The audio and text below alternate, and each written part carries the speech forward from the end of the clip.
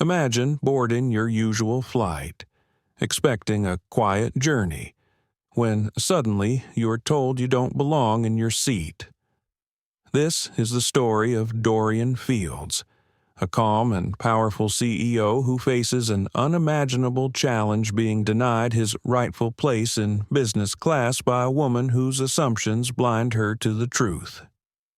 What happens when quiet dignity meets blatant discrimination in the confined space of an airplane cabin? How does a man who has built empires respond when the world around him questions his worth based solely on appearance? And, more importantly, what does this reveal about the invisible barriers so many face every day? This isn't just a story about a seat on a plane.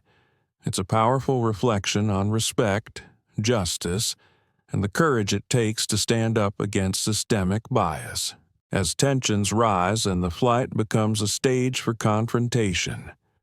Dorian's story forces us to ask who truly deserves dignity, and how do we choose to act when we witness injustice? If you want to hear the full journey, the conflict, the heartbreak, and the ultimate triumph, make sure to like, share, and subscribe to our channel. Join us as we uncover the deeper truths hidden in the skies above. The story begins now. The business class cabin of Atlas Coast Airlines Flight 892 was bathed in a soft amber glow. Outside the windows, the Newark tarmac glistened under the pale light of early morning, the kind that made the metal skin of the aircraft look almost silver.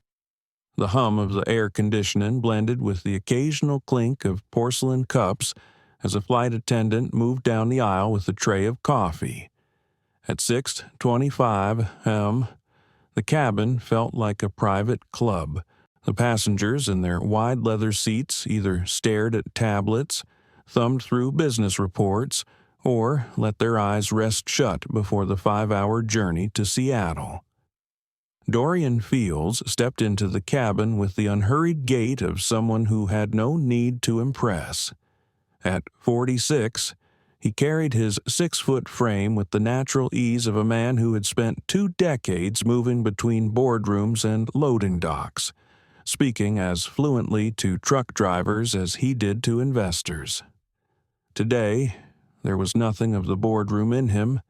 He wore a charcoal knit sweater, dark jeans, and well-worn brown leather sneakers. His carry-on bag was a simple black duffel, no monogram, no gleam of designer branding. It was a conscious choice.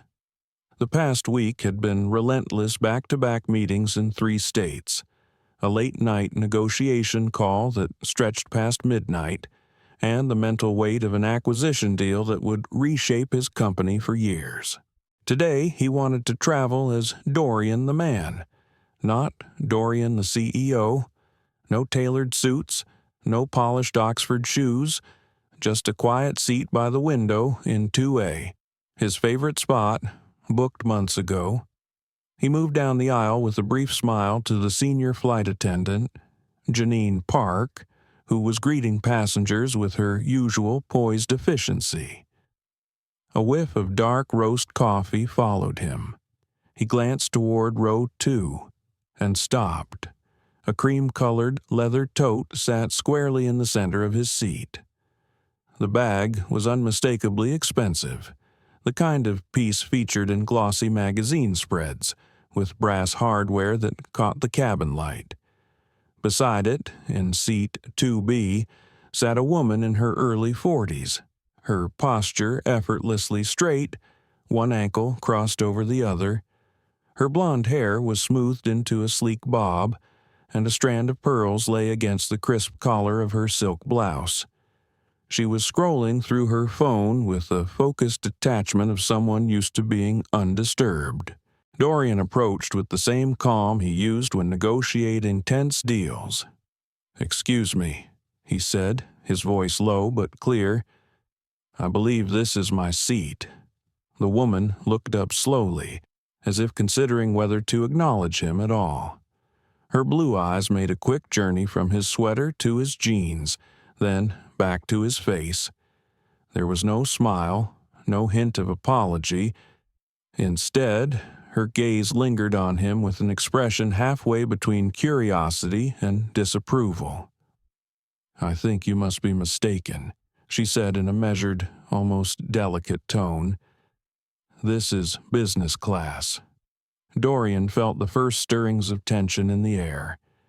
It was subtle, but it was there, the faint pause in the chatter from a man across the aisle, the slight turn of a head 2 rows back. He kept his voice steady. "Yes, and I'm in seat 2A. Her lips tightened just enough to be noticeable. "People like me fly this route all the time," she said, her eyes not leaving his. "I don't think I've ever seen you here before."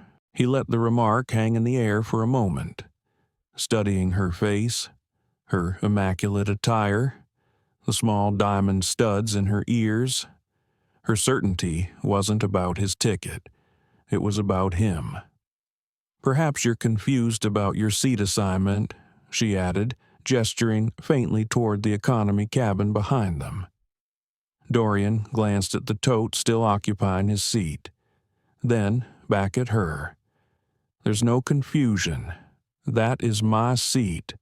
Before the silence could stretch further, a younger male flight attendant approached.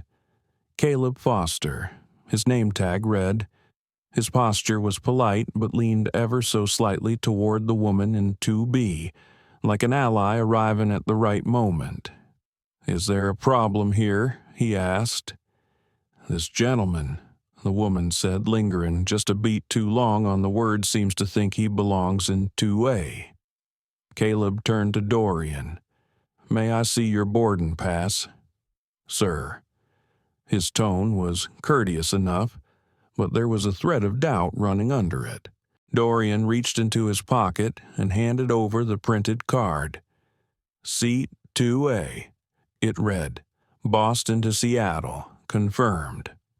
Caleb glanced from the card to Dorian's attire and back again, his smile not quite reaching his eyes. "If you could just wait here a moment, sir," Caleb said. "I'll double-check something."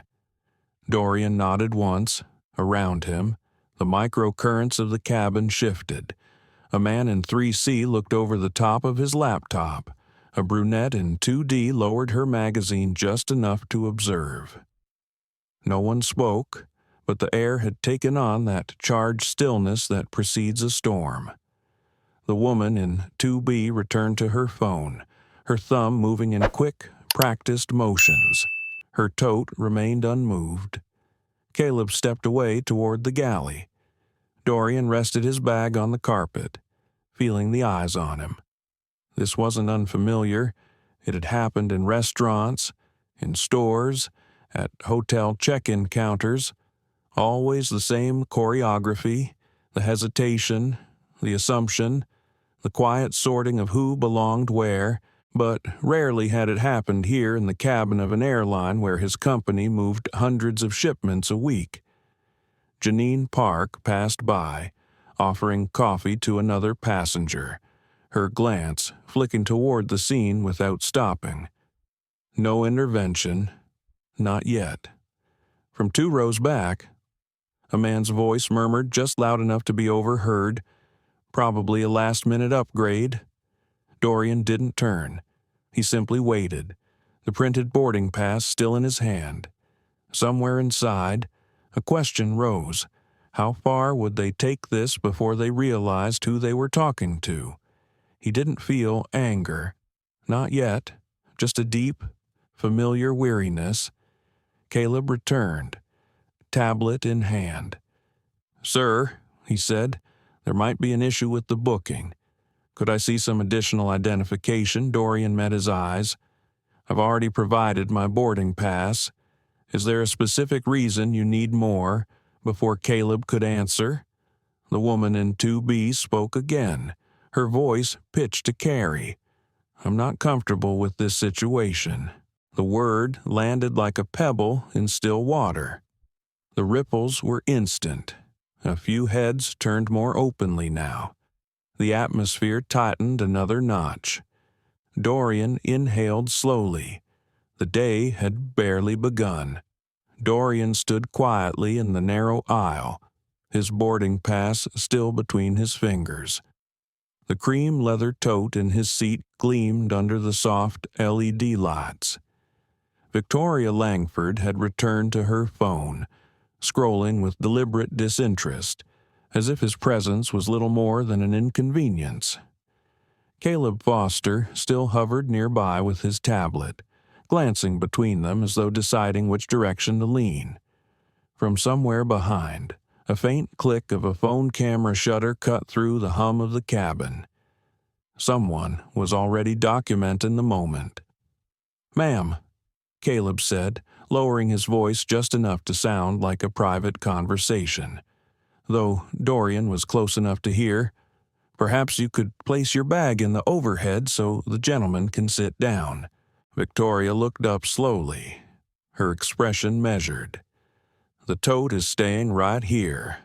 I'm not moving it until I know exactly what's going on." Her eyes flicked toward Dorian again, assessing him like an equation that didn't quite add up.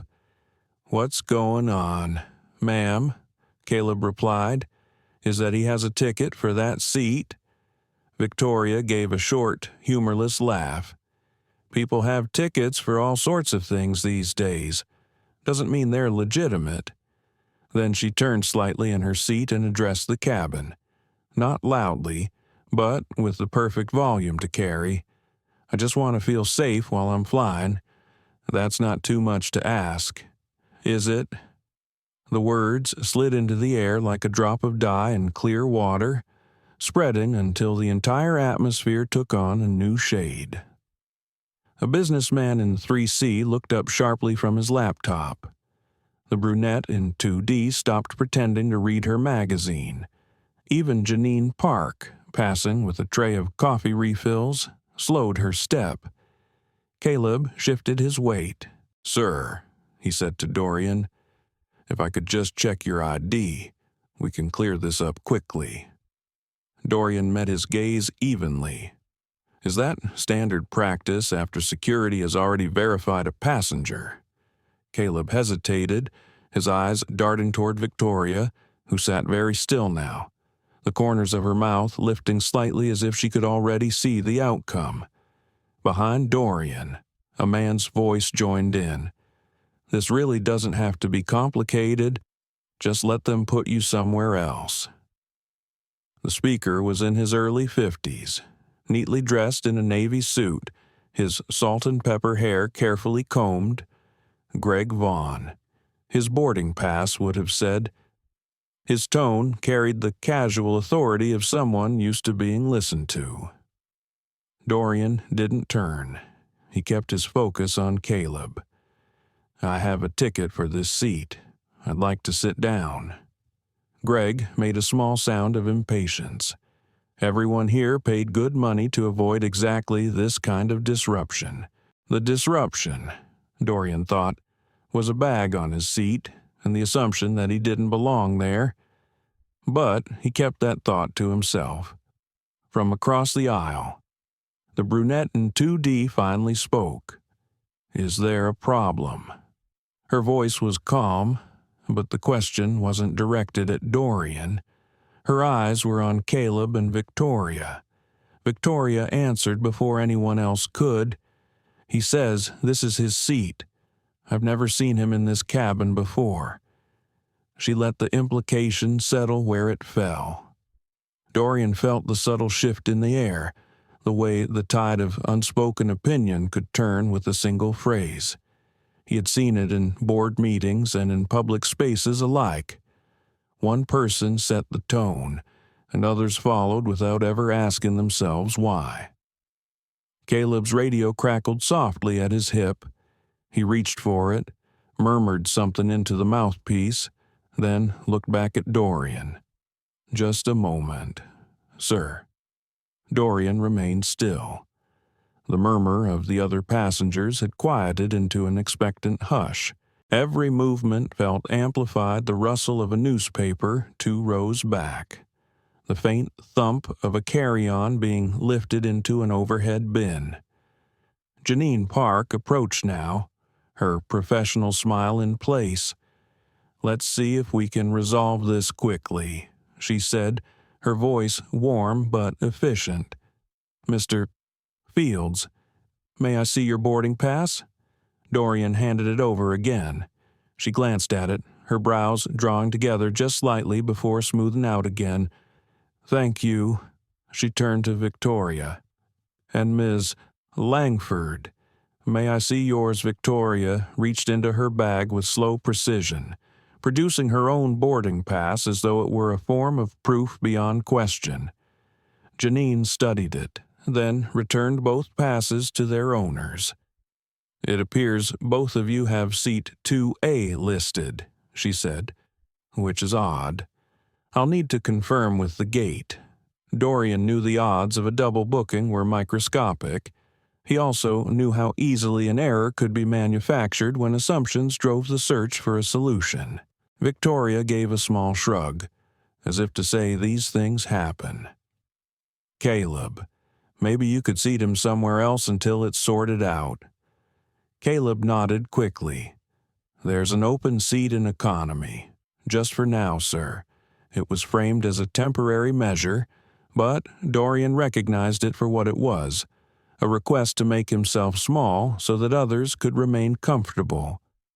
Around him, he could feel the weight of watching eyes, the silent calculation of strangers deciding whether to see him as an inconvenience or a fellow passenger with the same rights they had. "No," he said quietly. "I'll wait here until it's sorted out." Victoria's brows lifted, her expression touched with disbelief. "Well, I suppose we'll have to call security then." She pulled her phone from her lap and began typing, the soft click of her nails against the screen audible in the hushed cabin. Moments later, the telltale red icon of a live broadcast app appeared at the top of her screen. Her voice, suddenly brighter, carried to anyone listening nearby or watching through her growing online audience. "This is what happens when you pay for business class," she said, speaking into her phone. "You end up dealing with people who clearly don't understand the rules." Dorian caught the faint reflection of himself on her screen, standing in the aisle, boarding pass in hand. He wondered how many viewers already believed the narrative without ever hearing his side. Greg Vaughn leaned forward in his seat. "You're making this harder than it needs to be. Just sit anywhere until they fix it." Dorian didn't move. Somewhere in the back of his mind, the decision was already forming. He had come here this morning to rest, to travel quietly. But there was a line between keeping the peace and surrendering dignity. Janine's radio buzzed again. She lifted it to her ear, listened, then lowered it with a more serious expression. "We'll have to hold departure until this is resolved," she said. "Sir, please, it would be easier for everyone if you moved." Dorian looked at her. Easier for whom Janine's eyes flicked toward Victoria, then back to him. Her silence was answer enough. Dorian inhaled slowly, the way he did when he needed to buy a moment in a high-stakes negotiation. He thought about the deal waiting for him in Seattle, the calls he'd have to make once he landed, the hours of work ahead, but he also thought about the years of moments like this, the accumulation of assumptions that had nothing to do with who he was and everything to do with what people thought they saw. His phone buzzed in his pocket. He glanced at the screen, a single text from Miles Kent, his chief of staff, "Ready when you are." He slid the phone back into his pocket without replying. This, he thought, would be settled on his terms. The air in the business class cabin felt heavier now, not because of the temperature or the pressurization, but because of the unspoken alliances forming in the rows around Dorian Fields. The moment Victoria Langford had framed herself as the one who just wanted to feel safe. Something invisible had shifted. It was the quiet, collective nod of agreement from strangers who did not know her but recognized the code in her words. Greg Vaughn was watching Dorian with the same expression a manager gives an employee who is refusing to follow an instruction. There was no outright hostility in his eyes, but there was no respect either. The brunette in 2D kept glancing between Victoria and Dorian as if weighing which side would be the more socially advantageous to align with. From row 3, a middle-aged man with wire-rimmed glasses leaned slightly into the aisle. His laptop balanced on his knees, he was clearly listening, though he made no effort to hide it. Each time Dorian spoke, the man's eyes narrowed just slightly, as if cataloging his tone and body language. The only person who seemed unmoved by the social undercurrents was the quiet figure in 3A. Dr. Samuel Ortiz sat with his hands resting loosely on his knees. His seat reclined just a notch. He was dressed simply, in a pale blue button-down shirt and charcoal slacks, a small leather-bound notebook tucked into the pocket of his seat. His eyes moved between Dorian and the others with calm precision, like a physician observing symptoms before making a diagnosis. Caleb Foster's radio crackled again. He stepped a half-pace back toward the galley, murmuring into it before returning with a neutral expression that didn't quite mask the tension in his jaw. "We're still checking with the gate, sir. It'll just be another moment."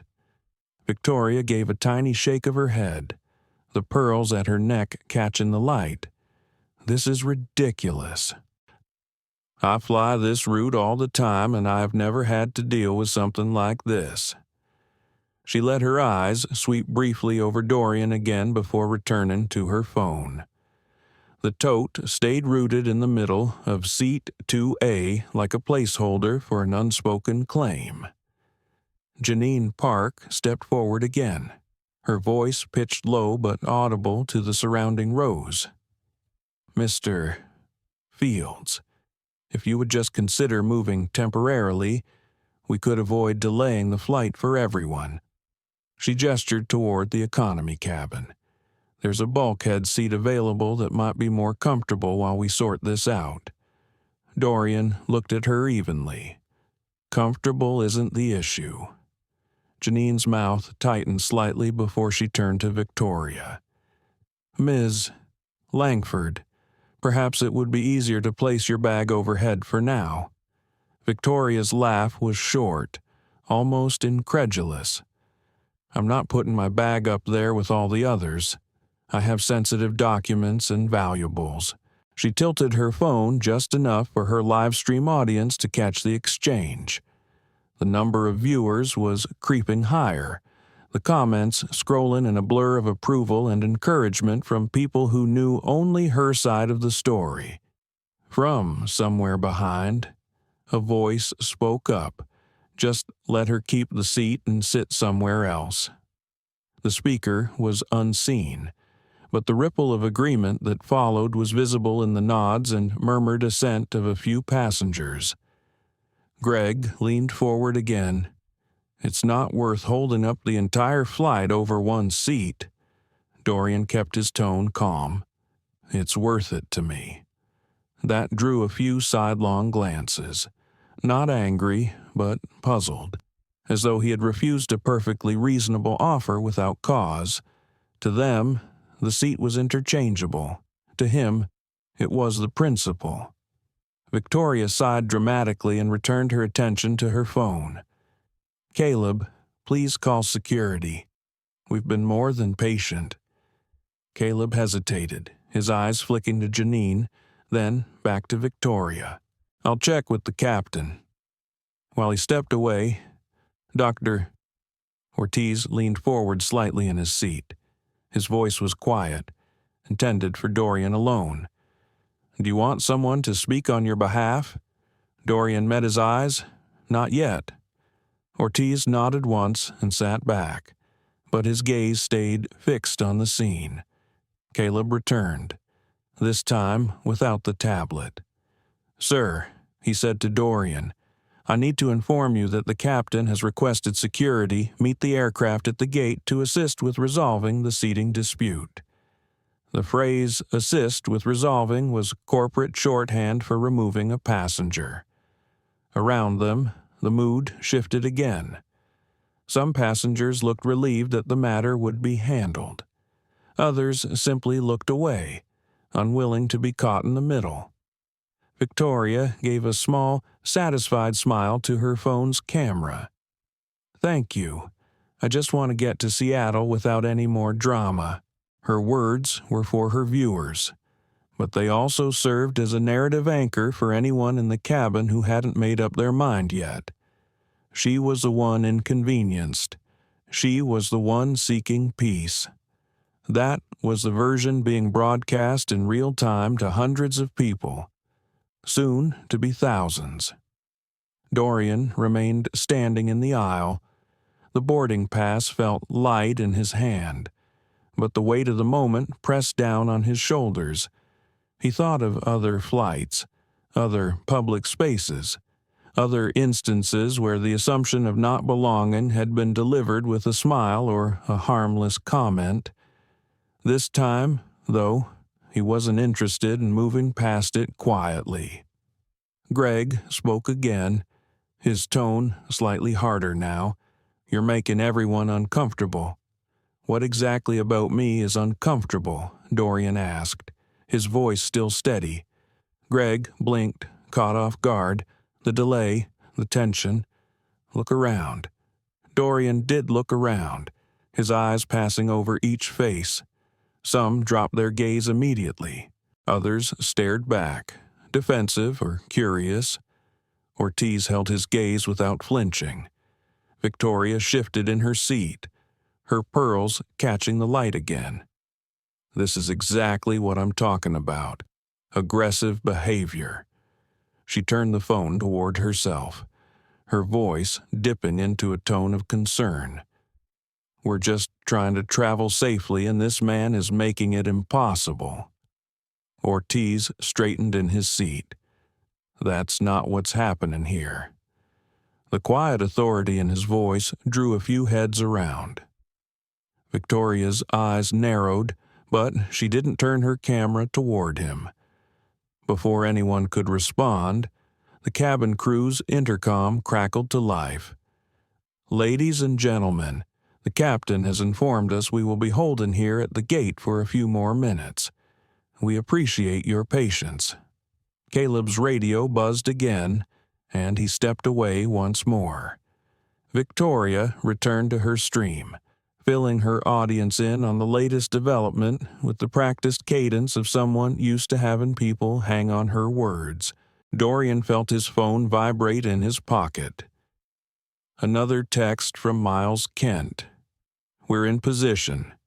He slid the phone back into his pocket, exhaling slowly. The social gravity in the cabin had settled into place. Most of the passengers had aligned themselves, consciously or not, with Victoria's version of events. Ortiz's brief challenge had stirred the air, but the weight of the majority still leaned in her direction. Dorian knew it wouldn't stay that way for long.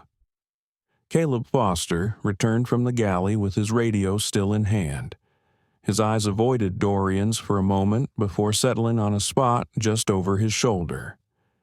"Sir, I'm going to need to verify your ticket with additional identification. It's standard procedure when there's a seating discrepancy." Dorian studied him for a few seconds. "You've already seen my boarding pass, and I cleared TSA security. Is there a reason you're treating me differently from any other passenger?" Caleb's gaze flicked toward Victoria Langford, who sat with her phone angled slightly upward, catching both her own composed expression and the figure of Dorian standing in the aisle. She didn't speak, but her silence carried as much weight as any accusation. Greg Vaughn leaned out from 1C again. "If you've got nothing to hide, just show them your ID. Then we can all move on." His voice carried the kind of assurance that suggested he thought he was being reasonable. Dorian reached for his wallet, noting how the simple motion made a passenger in 3C glance up sharply. The gesture was small but telling, even here, in a controlled space. The sight of his hand going into his pocket drew a watchful eye. He handed Caleb his driver's license. Caleb took it, glanced at the name, and tapped it into his tablet. The seconds stretched. The soft rumble of the air conditioning seemed louder than before. Victoria shifted in her seat, the sound of her silk blouse brushing against the armrest just audible in the quiet. Janine Park approached, her voice low. "We just need to confirm a few details. Mr. Fields, this will only take a moment." Dorian nodded once, though his mind was already tracking the path this was taking. The ID check wasn't about resolving a discrepancy.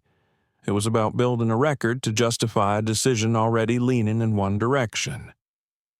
Victoria finally broke the silence. "I didn't say anything about a fake ticket. I just said I haven't seen him here before. But now that you mention it, identity theft is a serious problem these days."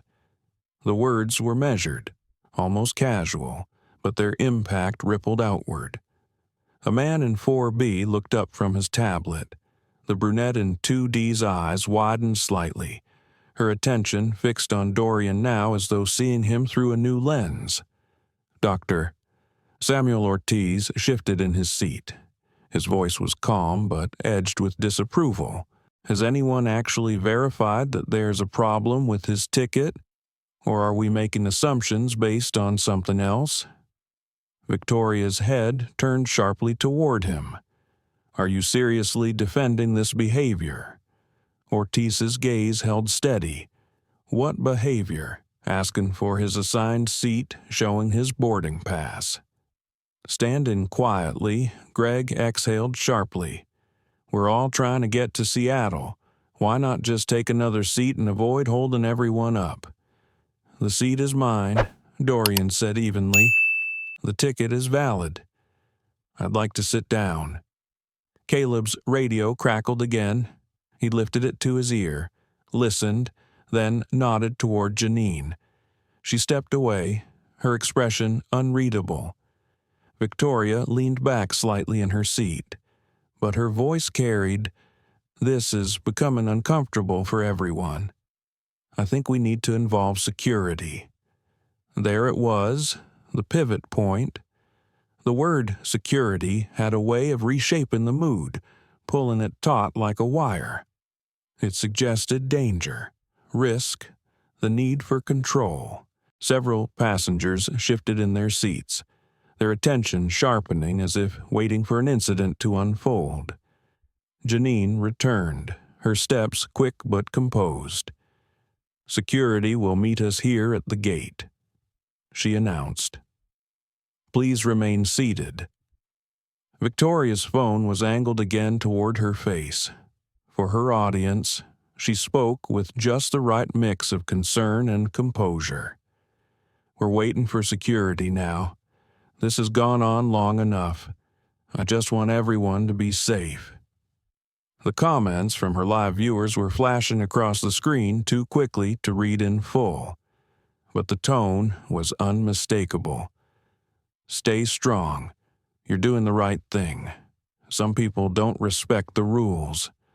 Dorian remained still, the boarding pass now back in his hand. He wasn't unaware of the optics.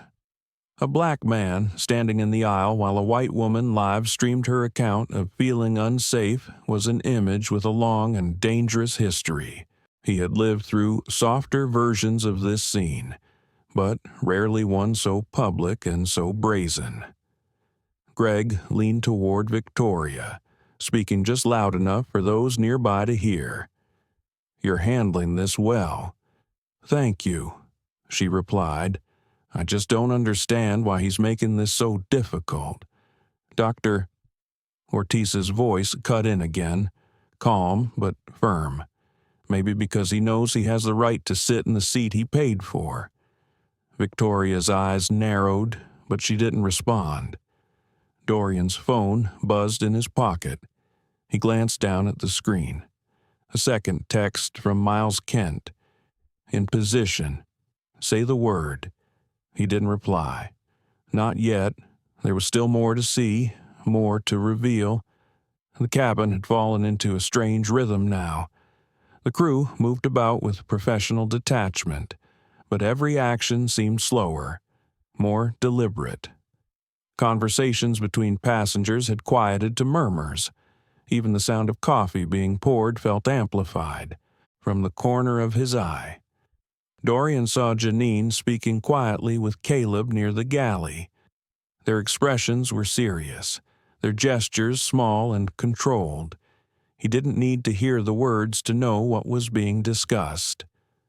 Victoria sighed again, a sound that carried just enough for the nearby Rose to catch. This is exactly why I don't usually take morning flights. Too many variables. Her phone was still in her hand, the camera capturing the scene from her chosen angle. Dorian imagined the story being constructed in real time for her audience, each moment curated to cast her as the reasonable one, the calm traveler dealing with an unreasonable disruption. But the real story was happening here, in the looks exchanged between passengers, in the subtle shifts of posture, in the way Dr. Ortiz's calm presence acted as a counterweight to the silent majority leaning toward Victoria. The hum of the cabin deepened as the plane's air systems adjusted. Outside, the jet bridge was still attached, the door open. Any moment now, security would arrive. Dorian's heartbeat was steady. He had been in boardrooms where billions of dollars hung on a single decision. He had navigated negotiations where one misstep could unravel years of work. This, by comparison, was small, but it carried a different kind of weight. The weight of 1,000 similar moments lived by people who didn't have the resources or the power to push back. He glanced again at his phone, then at the boarding pass in his hand. The choice was simple. He could move, appease the cabin, let the story unfold on Victoria's terms, or he could stand exactly where he was and wait for the next move. He decided to wait. Somewhere in the cabin, a passenger coughed, another shifted in their seat, the moment stretched, suspended between action and consequence. When the security officers stepped through the cabin door, the balance would begin to tip, and Dorian was ready to see which way it would fall. The heavy footsteps echoed faintly as the two security officers from the Newark Port Authority entered the cabin. Their uniforms were crisp, badges gleaming under the soft cabin lighting, but their expressions were tired and practiced, as if they had seen more than their fair share of in-flight disputes. They exchanged brief nods with the flight crew before focusing their attention on the source of the tension, Dorian Fields, standing resolutely in the aisle. The taller of the two officers approached Dorian first, his voice low but firm. "Sir, we've been asked to assist with a seating dispute. Please cooperate with the crew so we can resolve this quickly." Dorian nodded calmly, his demeanor unshaken. "I am cooperating. Officer, I'm simply asking to sit in my assigned seat, behind them." Victoria Langford quickly pulled out her phone and began narrating live to her audience once again. Her voice was steady, but there was an edge of triumph as she framed the narrative for thousands watching online. "This is what happens when someone refuses to follow the rules in business class," she said, gesturing toward Dorian. "It's a matter of safety and respect." Her stream quickly amassed viewers, the comments pouring in by the hundreds. Many applauded her stance, expressing frustration with disruptive passengers and praising her for standing up to what they saw as an intrusion on their comfort. Others offered more skeptical or supportive comments for Dorian, but the dominant tone was that of outrage toward him. Dorian caught a glimpse of the screen reflected in the phone's glass. He saw himself standing there, calm and composed, holding his boarding pass like a shield. But to most, he was already cast in the role of the antagonist. Officer Daniels stepped closer, his eyes briefly flicking to Victoria, then back to Dorian. "Sir, we'll need you to step into the galley while we sort this out with the crew." Dorian met his gaze evenly. "With all due respect, I'm not causing any disturbance. My ticket is valid. I expect to be allowed to sit in my seat." The second officer, Officer Martinez, moved beside Daniels, scanning the passengers who now watched in tense silence.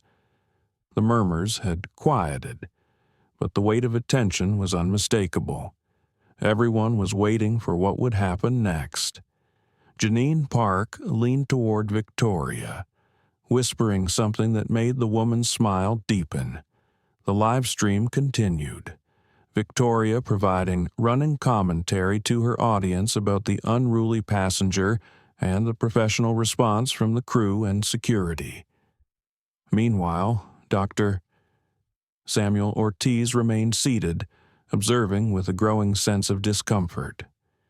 He glanced briefly at Amara Reed seated a few rows away, their eyes meeting in a silent exchange of understanding. Both recognized the pattern unfolding a public trial before the truth was even considered. Greg Vaughn shifted uneasily in his seat. He lowered his voice, but still audible to those near him. "I don't want to be part of this circus. Just move somewhere else and be done with it." Dorian's reply was quiet but unwavering. "This isn't a circus. This is my right." The cabin had become a stage, and Dorian, unwillingly, the main actor, Victoria's livestream audience had swelled past 5,000. The hashtag business class dispute trending as viewers debated the unfolding drama. Some condemned Dorian for refusing to comply, others rallied behind him, calling out the obvious bias. Miles Kent finally appeared, stepping briskly through the cabin doorway with a leather portfolio clutched under his arm.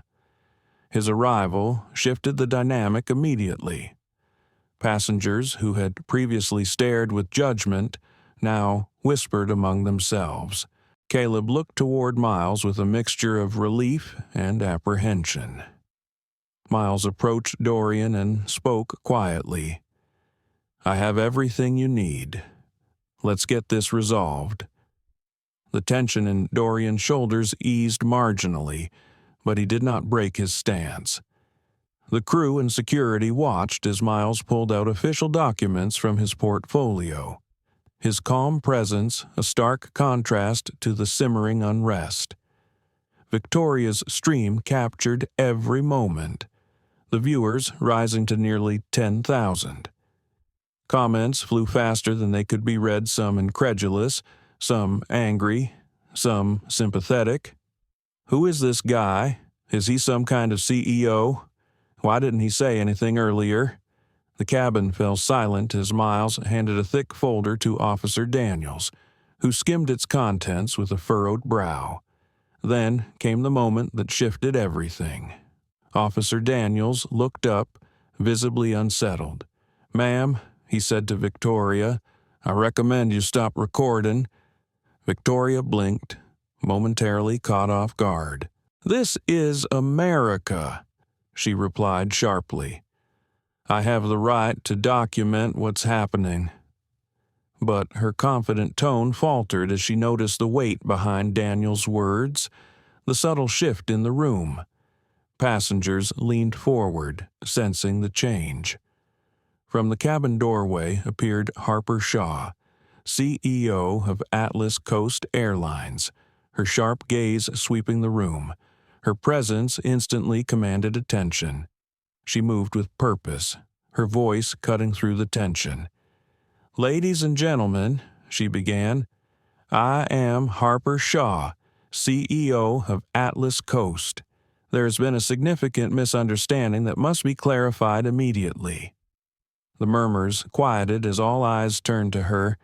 She nodded toward Miles and Dorian. "Mr. Fields is the CEO of Monroe Global Logistics and a controlling shareholder in Atlas Coast Airlines." The revelation hit like a thunderclap. Victoria's phone slipped from her hand, the live stream continuing to broadcast her shocked expression to thousands. The passenger, who had been so quick to assert her authority, was suddenly cast into doubt.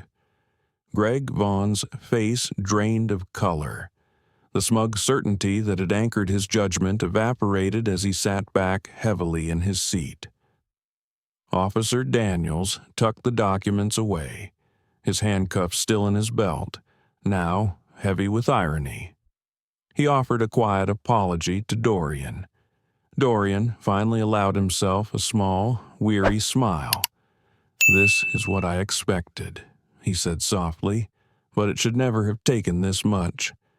Janine Park's expression softened, a flicker of regret crossing her face as she glanced toward Caleb.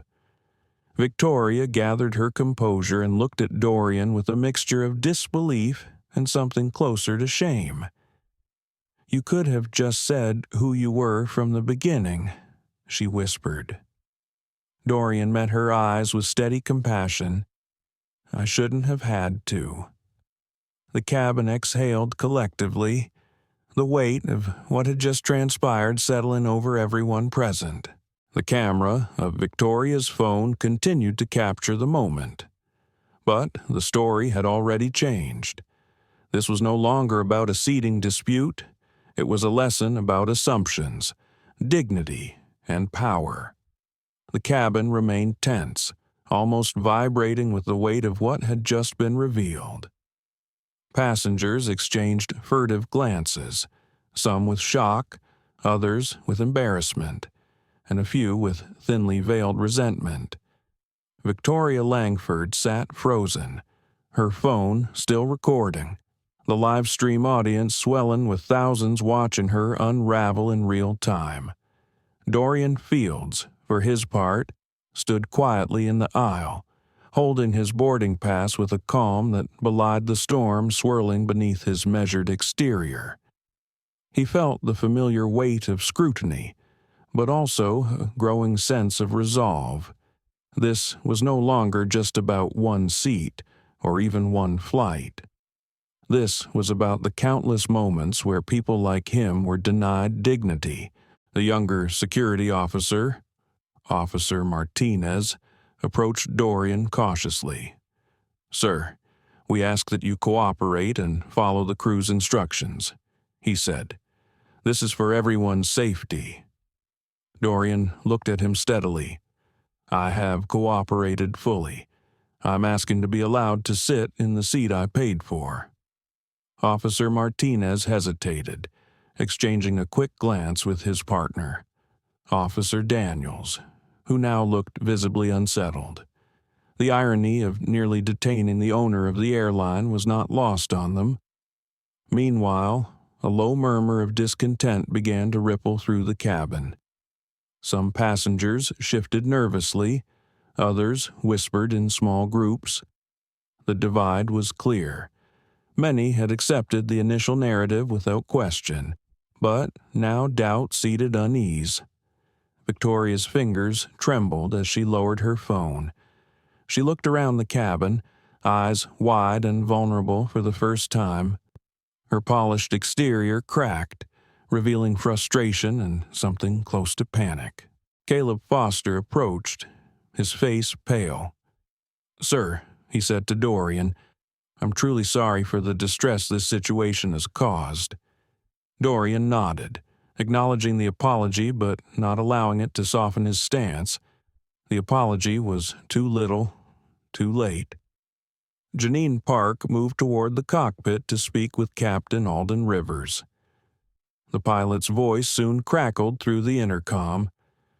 "Ladies and gentlemen, we will be holding here on the ground for the time being while this matter is resolved. Your patience is appreciated." The announcement did little to calm the cabin. Instead, it confirmed what everyone feared: this delay was not going to end quickly. From across the aisle, Greg Vaughn was speaking quietly with a fellow passenger. His earlier confidence had given way to unease. The realization that they had all misjudged the man standing in the aisle was sinking in. Dorian caught Dr. Samuel Ortiz's eyes again. The doctor's expression was solemn but encouraging. A reminder that sometimes speaking up was not enough, action was required. Miles Kent moved closer to Dorian, his tone low but firm. "Now is the time, Mr. Fields." Dorian reached into his pocket and took out his phone. His thumb hovered over the screen for a moment before he sent a brief message. The words were simple: "Execute Plan Alpha."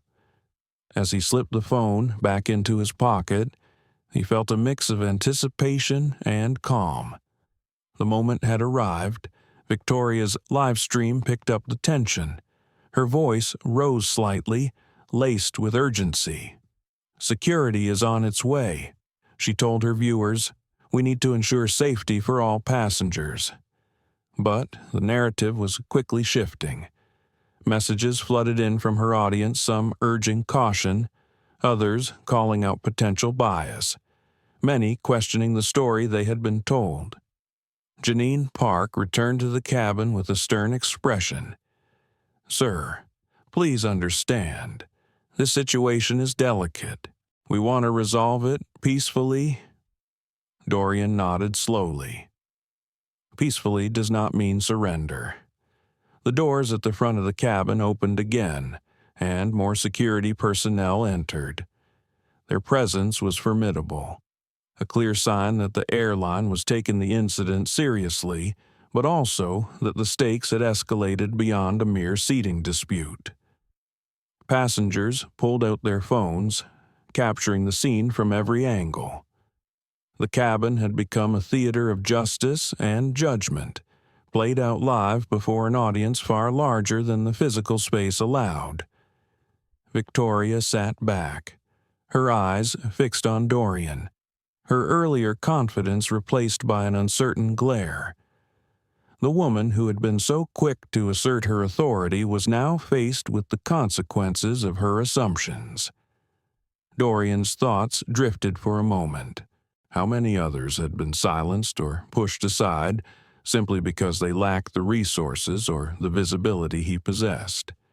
How many fights had gone unnoticed, lost in the noise of everyday bias? He glanced at his boarding pass again, then looked out the window where the runway stretched toward the horizon. The plane was still grounded, but this was just the beginning. Security officers approached Dorian once more, ready to escort him to a private area to discuss the matter. He raised a hand, signaling them to wait.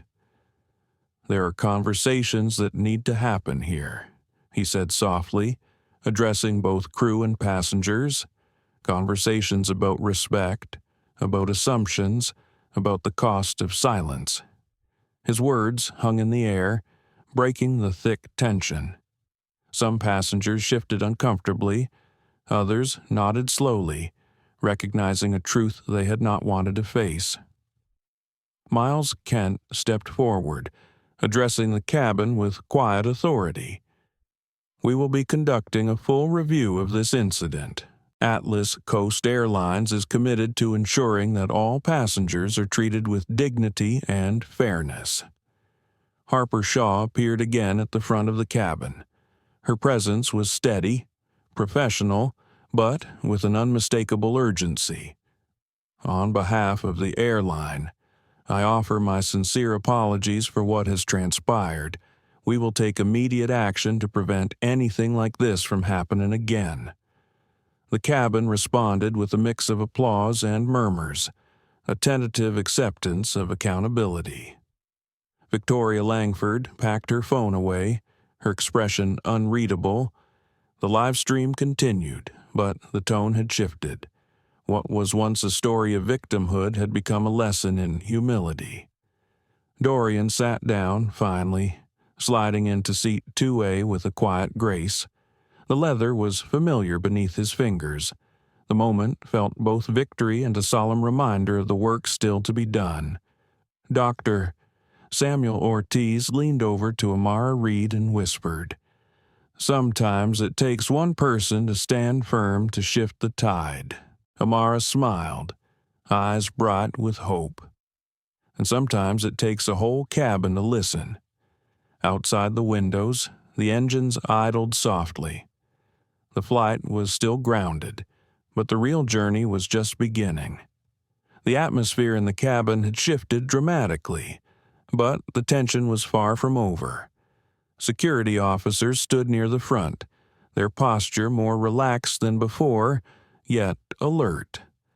The ripple effects of the revelation that Dorian Fields was not just any passenger, but a controlling shareholder of Atlas Coast Airlines had begun to settle. Miles Kent, Dorian's chief of staff, moved confidently through the cabin, carrying a slim leather portfolio. His presence radiated authority and calm, a stark contrast to the previous chaos.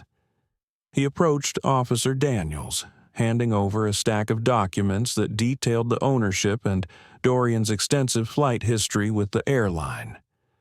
Officer Daniels' face betrayed a mix of surprise and uncertainty as he scanned the papers.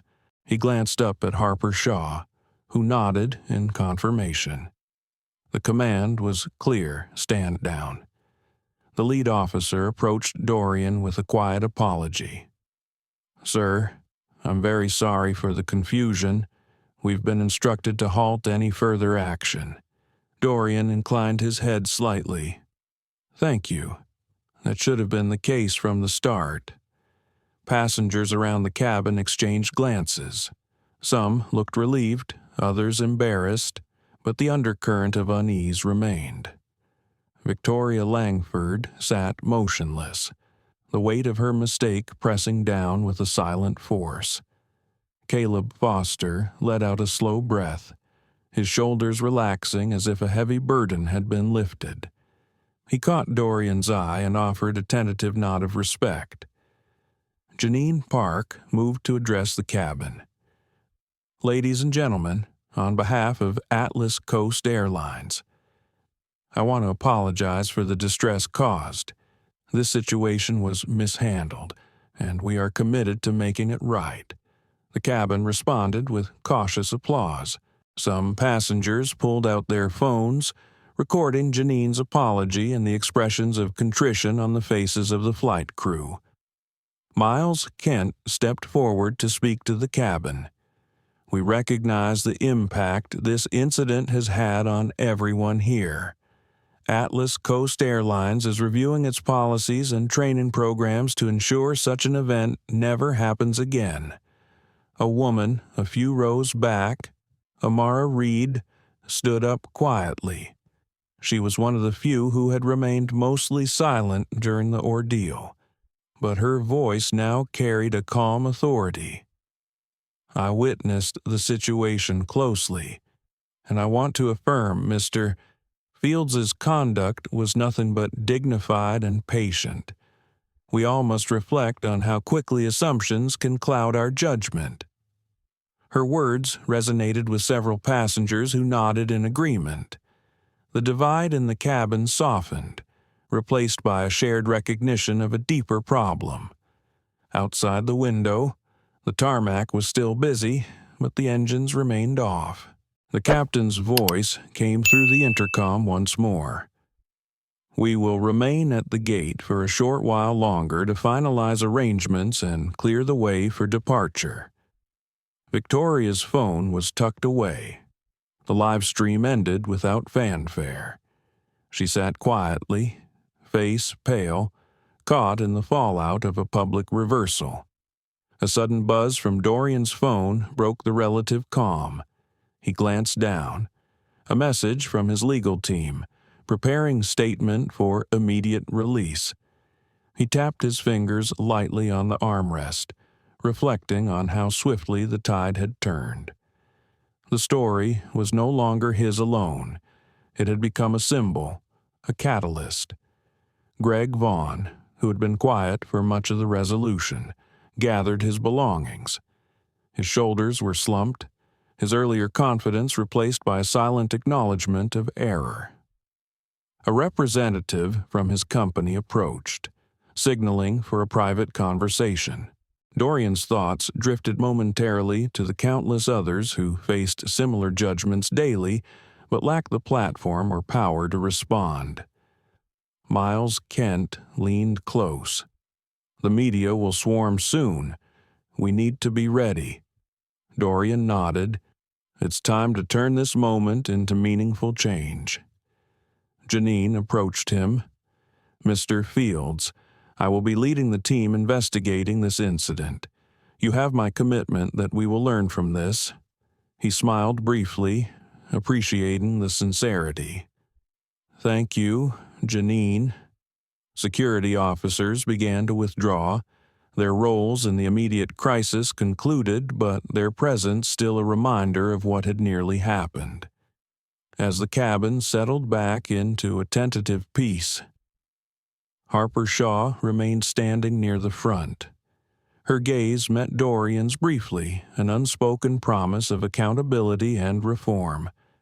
Outside the window, a plane taxied past, its passengers unaware of the storm that had just passed inside.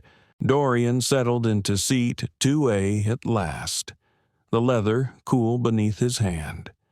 He exhaled slowly, the tension ebbing.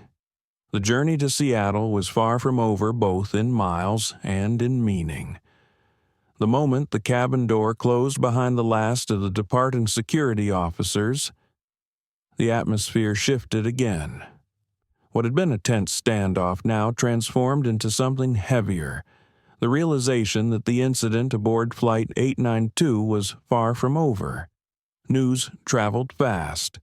By the time the plane taxied toward the runway, the story was already breaking across social media, news outlets, and corporate channels. Victoria Langford's live stream, once a source of her confidence, had become a viral symbol of entitlement and misjudgment. Screenshots circulated with captions like "White privilege exposed" and "When assumptions cost you everything." Atlas Coast Airlines quickly convened an emergency press conference.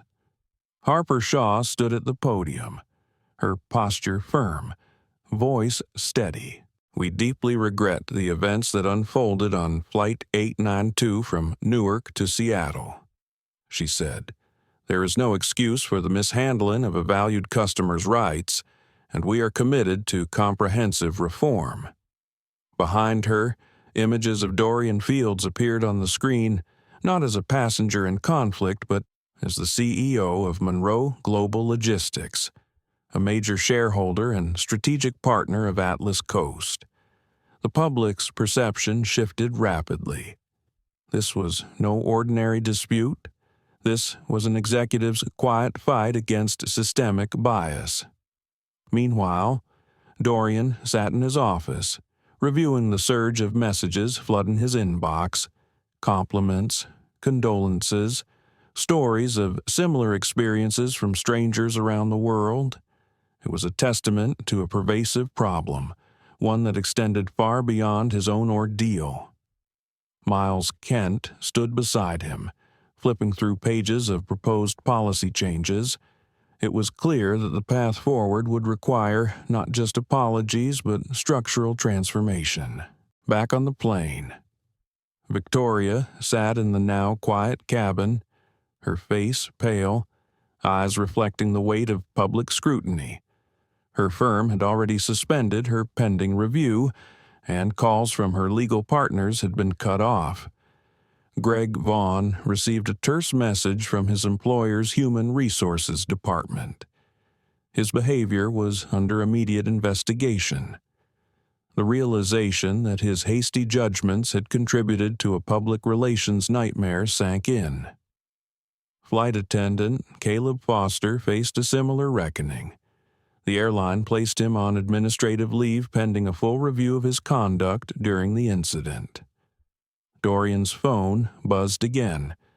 This time, it was a notification that his initial statement had been released online.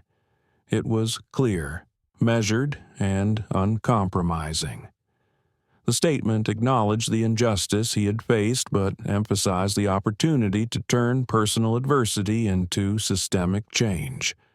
Discrimination, he wrote, is not an isolated event, it is a structural failure. It is only through collective responsibility and decisive action that real progress is possible. Within hours, the statement had been shared across corporate networks, social media platforms, and civil rights organizations. Conversations ignited about unconscious bias, the limits of policy without enforcement, and the courage it takes to stand firm. Dr. Samuel Ortiz became a sought-after voice in the media, sharing his reflections on the importance of intervention when witnessing discrimination. "I almost stayed silent," he confessed in an interview. "That silence perpetuates injustice." Meanwhile, Amara Reed joined Dorian in meetings with airline executives and advocacy groups. Together, they began outlining a new training program aimed at confronting and preventing bias in every interaction between crew and passengers. The cabin crew involved in the incident underwent immediate retraining. New protocols were drafted, focusing on respect, verification procedures, and de-escalation techniques. Behind the scenes, Harper Shaw and Dorian coordinated with legal teams, human resources, and PR specialists to ensure that the lessons of Flight 892 became a turning point for Atlas Coast Airlines. But for Dorian, the most important change was not corporate.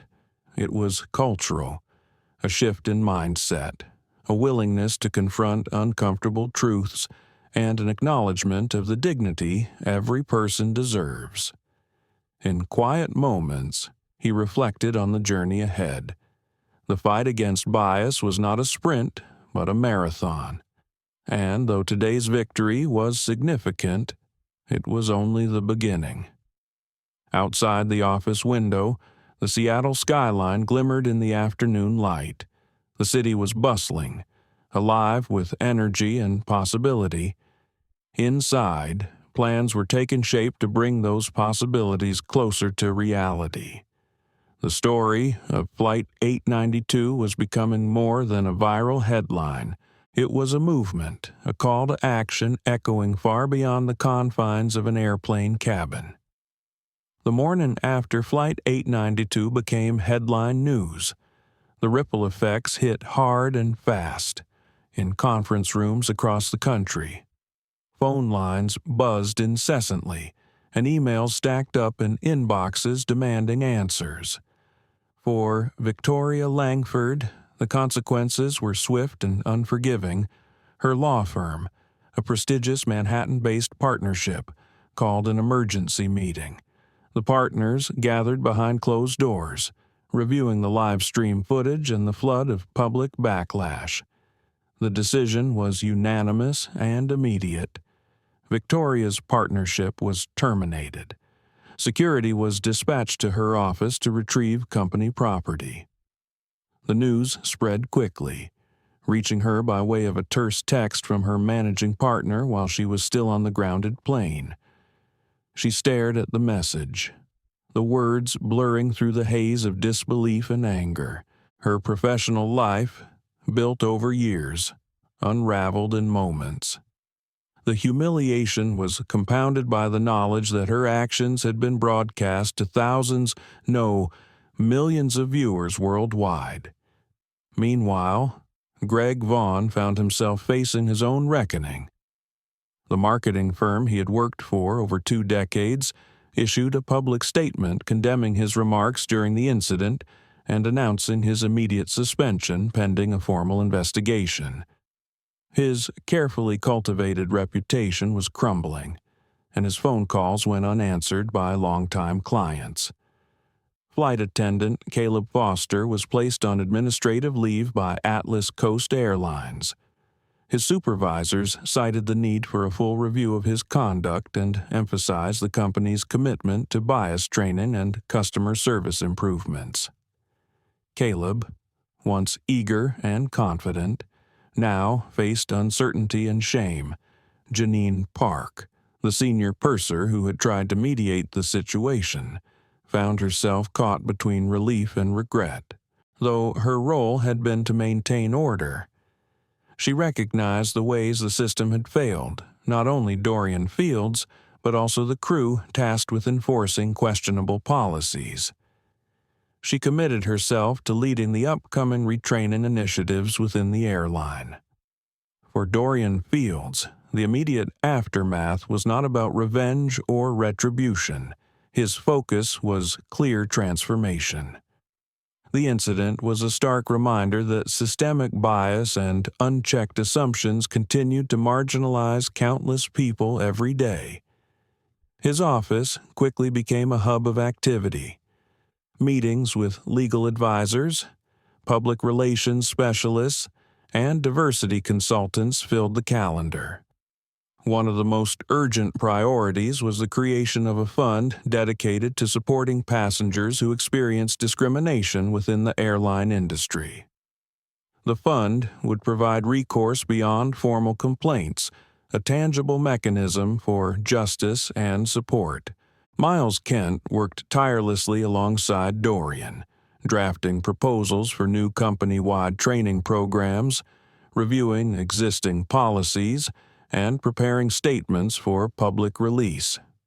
The goal was comprehensive reform, not just surface-level fixes but systemic changes that would ripple through Atlas Coast Airlines and beyond. Media outlets clamored for interviews with Dorian.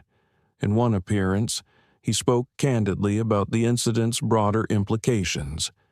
Discrimination, he said, is not an isolated mistake but a structural failure that requires deliberate, sustained action to overcome. His words resonated widely, sparking conversations in corporate boardrooms, universities, and community forums. Dr. Samuel Ortiz became an unexpected advocate for change. At medical conferences and in public appearances, he shared his experience witnessing the Flight 892 incident. He urged professionals across fields to challenge silence and intervene when they saw injustice. "I almost stayed silent," he admitted. "That silence enables bias to persist." Amara Reed emerged as a vocal supporter within the business community. Her statements emphasized the importance of allyship and accountability. Together with Dorian, she helped lead workshops and panels focused on confronting unconscious bias in professional environments. Within Atlas Coast Airlines, the lessons of Flight 892 were fast becoming institutionalized. New training modules were rolled out, emphasizing respect, equity, and the responsibility of crew members to uphold passenger dignity without prejudice. Policies for verifying tickets were revised to prevent misuse while guarding against discriminatory practices. The airline's leadership team recognized that repairing trust required more than policies. It required a cultural shift. To that end, Harper Shaw committed to hosting regular listening sessions with employees at all levels to ensure that concerns were heard and addressed transparently. The viral footage of the incident became a case study in business ethics courses and diversity training programs nationwide. It highlighted how assumptions based on appearance could escalate into public crises and underscored the power of quiet resilience. For Dorian, the journey was deeply personal as well as professional. He continued to receive messages from people sharing their own stories of discrimination stories, without the fortunate reversal of his own experience. Each one reaffirmed his commitment to using his platform and resources to create lasting change. One afternoon, sitting in his office overlooking the city skyline, Dorian reflected on the paradox of power.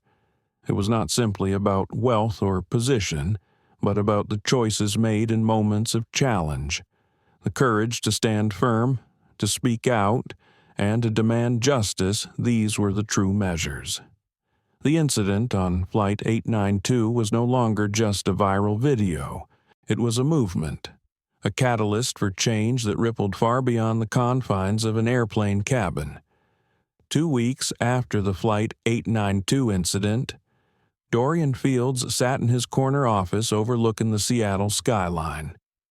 The room was quiet except for the soft hum of his laptop and the occasional click of a pen against paper. Around him, the pace of change accelerated. Across the city and beyond, conversations ignited. Corporate boards, advocacy groups, universities, and community organizations all engaged with the issues the flight had brought to light. But for Dorian, real progress required more than dialogue. It demanded action. He reviewed the comprehensive anti-bias training modules his team had developed in partnership with Atlas Coast Airlines. The curriculum went far beyond surface-level diversity talks. It delved into unconscious bias, microaggressions, systemic discrimination, and practical tools for intervention and allyship. Crew members and employees across all levels were already beginning the sessions. A video message from Harper Shaw appeared on his screen. The airline CEO reaffirmed her commitment to the reforms and announced the launch of a new passenger advocacy fund. This fund would provide financial support and counseling services for travelers who experience discrimination or harassment, ensuring recourse beyond the usual complaint processes. Dorian leaned back, reflecting on the magnitude of what had been set in motion. The incident aboard Flight 892 had become a catalyst for systemic change, not just within one airline, but across the industry. His phone buzzed. It was a message from Amara Reed meeting with the coalition tomorrow. "They're eager to hear your vision." Amara had become an indispensable partner. As a respected marketing director and community advocate, she bridged the gap between corporate strategy and social responsibility. Together, they plan to present a blueprint for industry-wide reforms focused on accountability, transparency, and cultural transformation. Outside his window, the afternoon light softened, casting long shadows across the city. The symbolism was not lost on him. The moment felt like a turning point, a chance to bring light into the shadows of systemic bias. Dorian thought back to the countless messages he had received from strangers sharing their stories of exclusion, humiliation, and silence. Their voices were a powerful reminder that his fight was far from over. That evening, Dorian appeared on a national television program. The interviewer asked about the personal toll of the Flight 892 incident. "I won't deny it was difficult," Dorian admitted, "but this isn't about me. It's about millions of people who face these challenges every day without the resources or platform to respond." He spoke passionately about the need for structural solutions, not just policies on paper, but enforceable practices and education that changed hearts and minds. The interview sparked widespread discussion.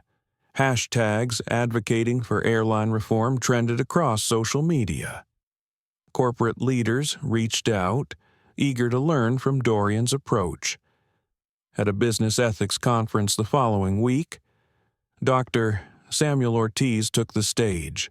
His speech echoed the themes Dorian had raised. He urged professionals to recognize their role in interrupting bias and fostering inclusive environments. I almost stayed silent. Ortiz confessed, but silence is complicity. We all must find the courage to speak and act. The response was overwhelming. Attendees pledged to implement training programs and review their own institutional practices. Amara Reed coordinated a series of workshops with major airlines, shipping companies, and hospitality groups. The focus was on empathy, respect, and practical strategies to dismantle ingrained prejudices. Back in the corporate offices of Monroe Global Logistics, Dorian worked with his team to embed these values into the company's culture. He believed that change had to be systemic and sustainable. He also launched a scholarship fund to support young professionals from underrepresented communities entering the travel and logistics industries. Investing in the future was a key part of his vision. Despite the momentum, Dorian remained grounded. He knew change was a long journey, marked by setbacks and resistance. But every small victory, every conversation shifted, every policy improved was a step forward. One evening, after a long day of meetings, Dorian sat quietly in his office. He reflected on the paradox of power. True influence was not about authority or wealth, but about the choices made in moments of challenge. The fight against discrimination was not about revenge or blame. It was about building systems that respected dignity and promoted fairness for all. His phone buzzed again, a message from Miles Kent with a news clipping about a university now using Flight 892 as a case study in ethics courses. Dorian smiled faintly. The story was becoming more than a moment in time. It was becoming a movement. Outside, the city lights twinkled against the night sky. Inside, a quiet determination burned. The journey was just beginning. 6 months later, Dorian Fields found himself once again walking down the aisle of an Atlas Coast Airlines flight. This time, there was no tension hanging in the air, no glances filled with suspicion or judgment. The plane was a Boeing 737 MAX 9 operating Flight 892 from Newark to Seattle, the very route that had sparked a movement. Dorian's attire was similar to that morning, months ago: a charcoal sweater, dark jeans, and comfortable leather shoes. He carried no designer bags, no corporate entourage, just a quiet presence that commanded respect without demand. As he approached Seat 2A, the familiar leather greeted him, cool and steady beneath his touch.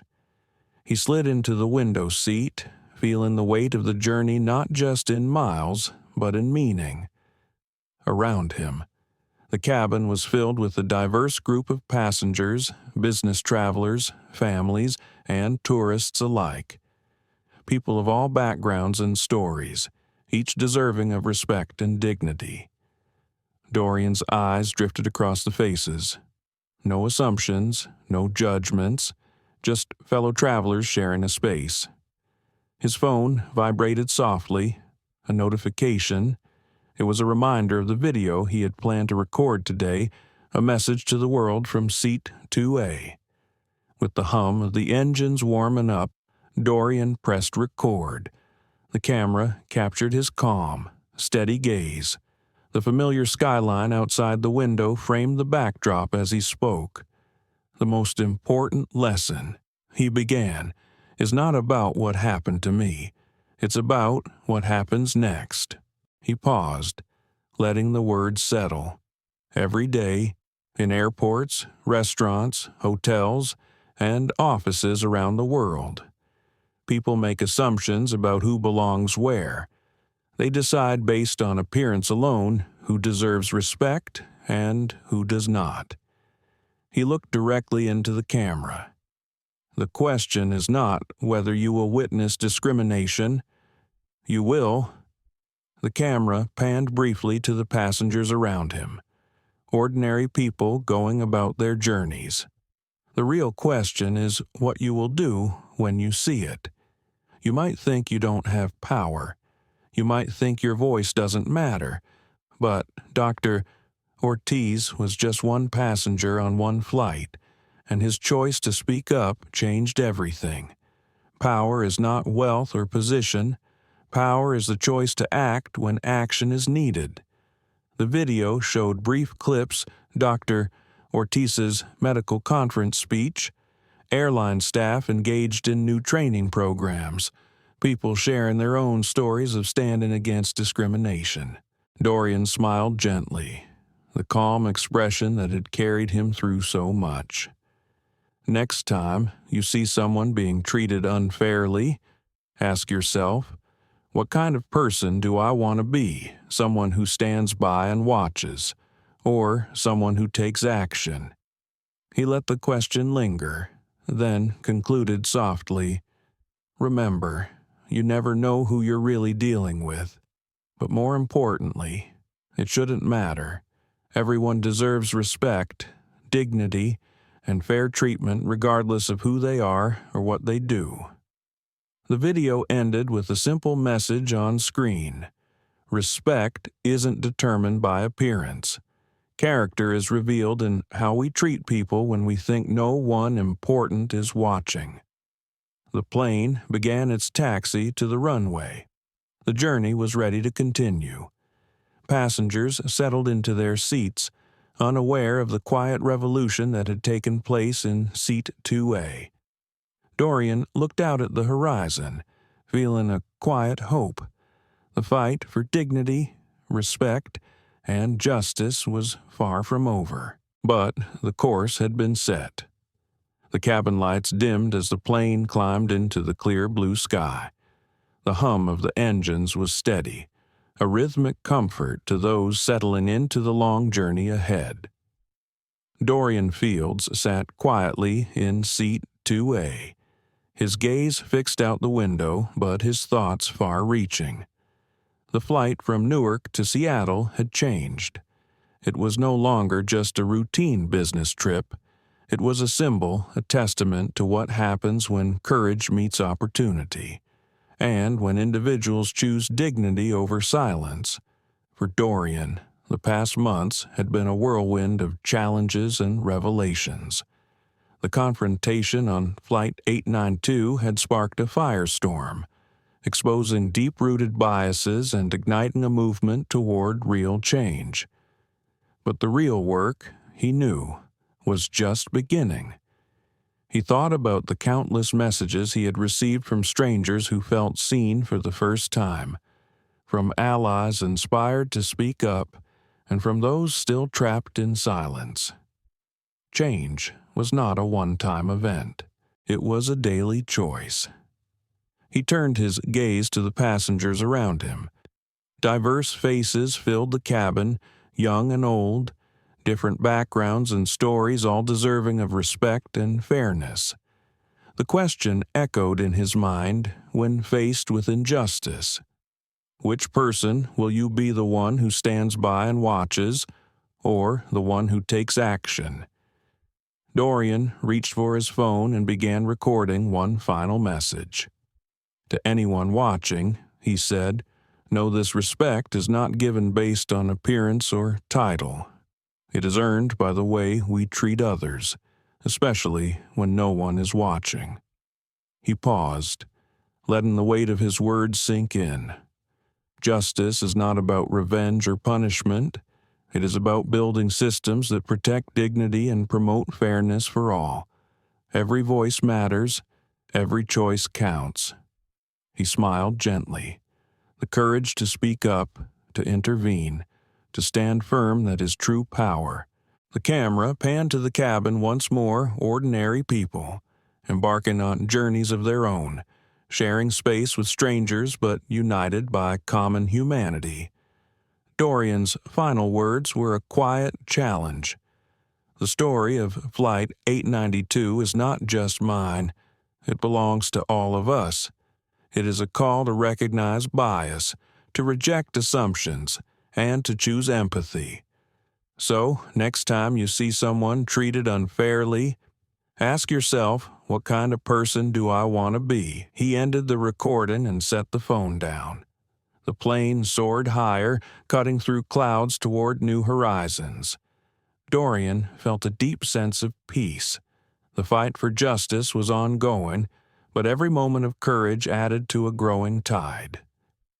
Outside the window, the sun dipped low, painting the sky in the hues of gold and rose. The journey continued not just through air, but through the hearts and minds of those willing to make a difference.